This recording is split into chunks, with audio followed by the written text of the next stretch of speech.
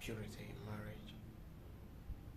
Purity is a very important topic because a lot of people, even though they're married, they still, hang out with opposite sex and intentionally committing immorality. This is so wrong because you need to understand that marriage is highly esteemed, highly valued, you know, highly respected. So we must respect marriage, and we live in a generation that people don't care. Even though you tell them, "Oh, I'm married," they still don't care. They believe they can still have their way. They can still, uh, you know, commit immorality with you. Even though you did, "Oh, I'm married," they still don't care. They say, "Of course, I'm married too."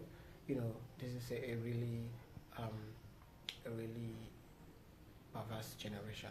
So you need to understand that once you are married, every a lot of men really go, even though they are married, they still intentionally, committing immorality with the opposite sex. And a lot of ladies still, a lot of married women still enjoy compliments from their exes, still hang out with their exes, you know, these things, the negative impact of these things, you know,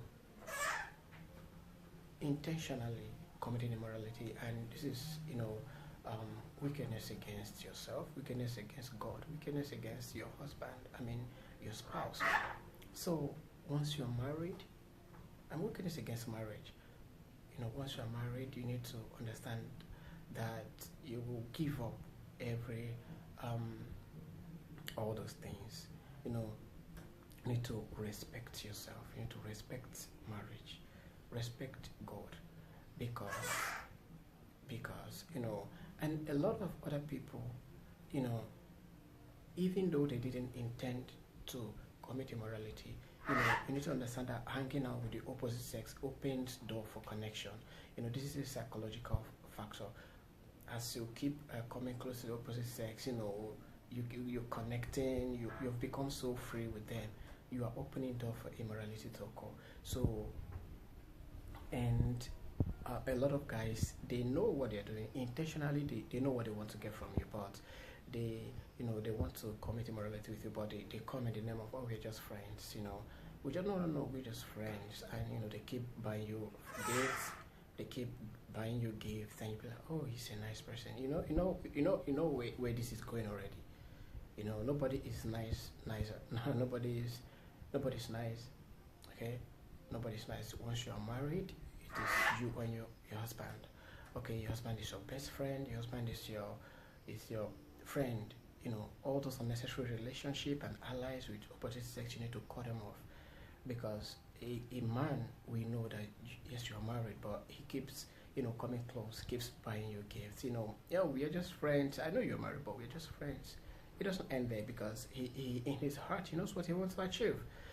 As you keep coming close, coming, something will really go wrong, because this is a psychological factor. Proximity. You know, you are creating a door to something that will destroy you. And when this happens, he has gotten what he wanted.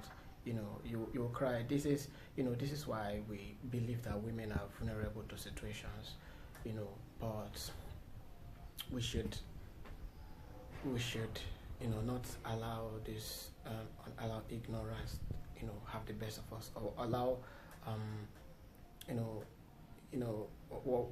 allow all these things, all this, "Oh, he buys me gift," all those, they don't mean anything, right? They don't mean anything, because men uses them. "Oh, he's a nice guy, he buys me gift." Nobody should be buying you gift, because it doesn't end there. Nobody should buy you. You don't need them. Okay, your husband is your everything. Your husband is your best friend. Your husband is your ally. You hang out with your husband. If you're married and you're still hanging out with the opposite sex, you know what you're creating. You're opening doors for immorality, because you cannot say that oh, it was a mistake, because as you're enjoying those compliments, they're buying you gifts, they're collecting it, even though you're married. You know where this is going. They are not just buying you gifts for free, because they have a motive in their heart.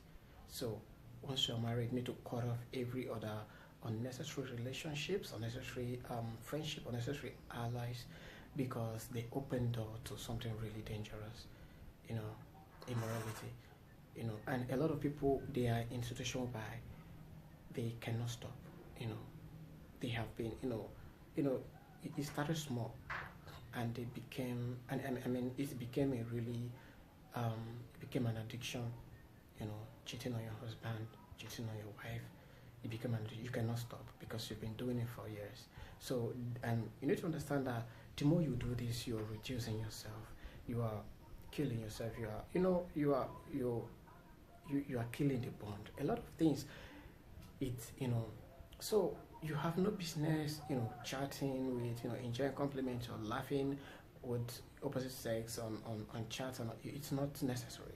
Once you're married, you need to understand that your husband is your best friend, your everything. If you want to hang out, you hang out with your husband or your wife. If you want to enjoy anything, you do it with your husband and your wife. Your husband and your wife is your everything.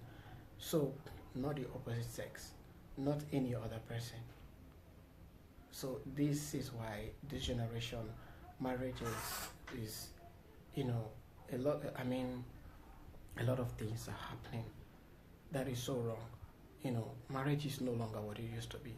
But you need to understand. It must be perfect. Be it must be perfect. In character when it comes to marriage. Don't